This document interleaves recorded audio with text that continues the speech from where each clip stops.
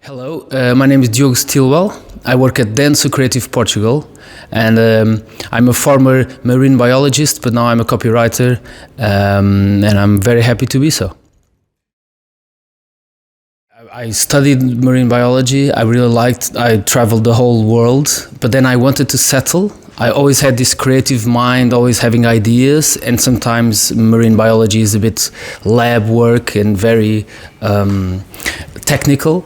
So I wanted to, have more freedom to think and to have my ideas. And I changed. I went to Avas, a big group, a big agency, and they gave me an internship. And from so on, I ended up where I am now, which is Denso Creative Portugal.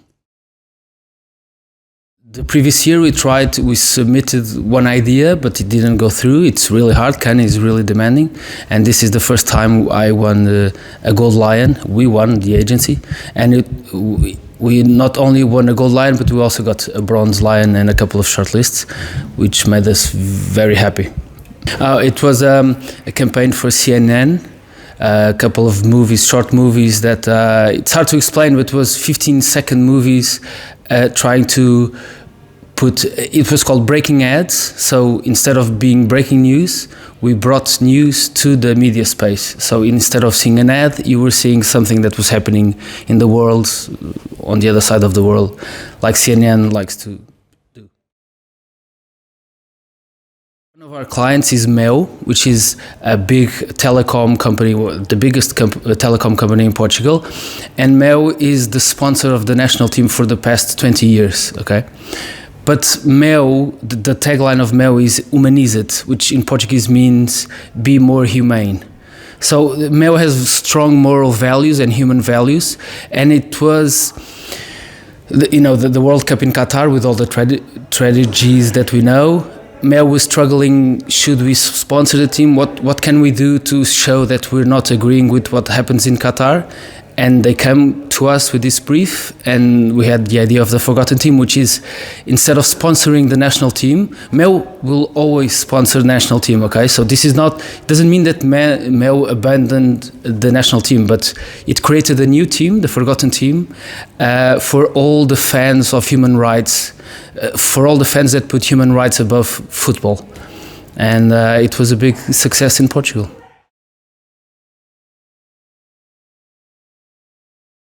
There's two things that really changed the project. One is Portugal. We had a revolution without.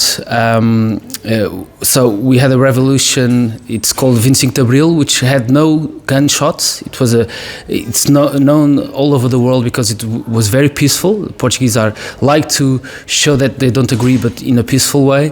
And then there's another thing, which is Portugal was one of the first countries to propose laws against slavery. So slavery, we were a big empire in the world, and slavery is something that we completely don't agree.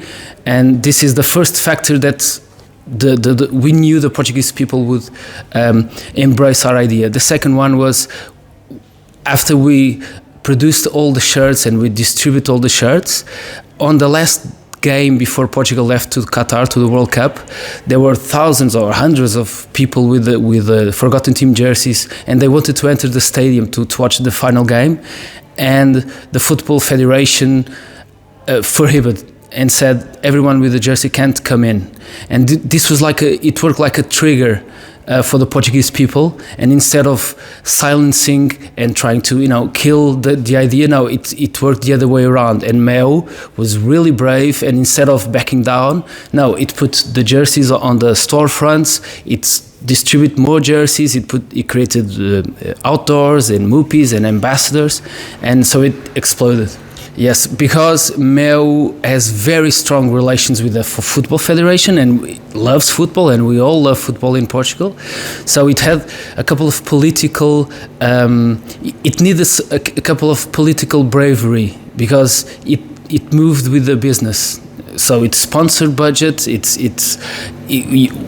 every time we have to show our values, we risk something. And Mel risked a lot for the Forgotten Team to happen. And I think this is one of the reasons why the project is going so well in advertising festivals, because we need brave brands. We need brands that really show their true colors, and not only show the true colors, but then compromise and go through and walk the talk of what they like to say.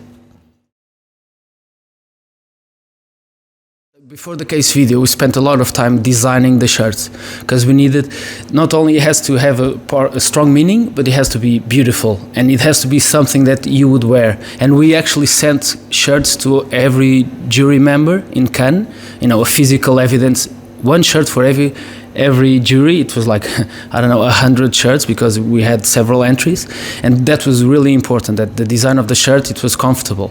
And then the case, we spent, but around 200 hours around that case. It seems a lot, and it is a lot.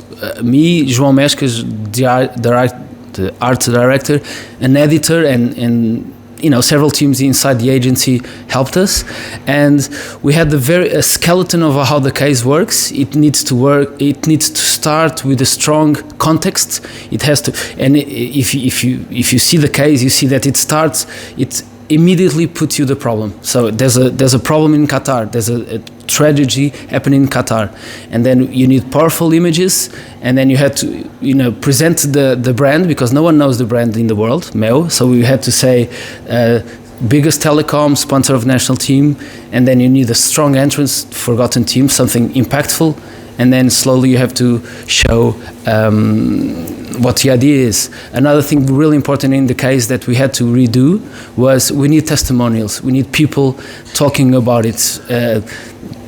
People from the people wearing the jersey and saying, I'm a fan of human rights, and it's a disgrace that they silenced the jersey, etc., etc. And then journalists, and then social media, and then results, as we've seen in hundreds of cases. But we need something fast and powerful, because there's so many cases, something has to, shine through.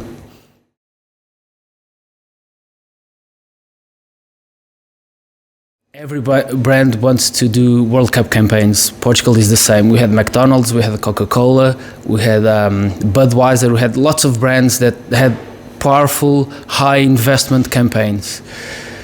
But they weren't mentioning the problem in Qatar, and this silencing was something that people notice, and people in 2023 are very aware what brands are saying and what aren't saying, and the results were amazing, because people liked our campaign more than McDonald's and Nike.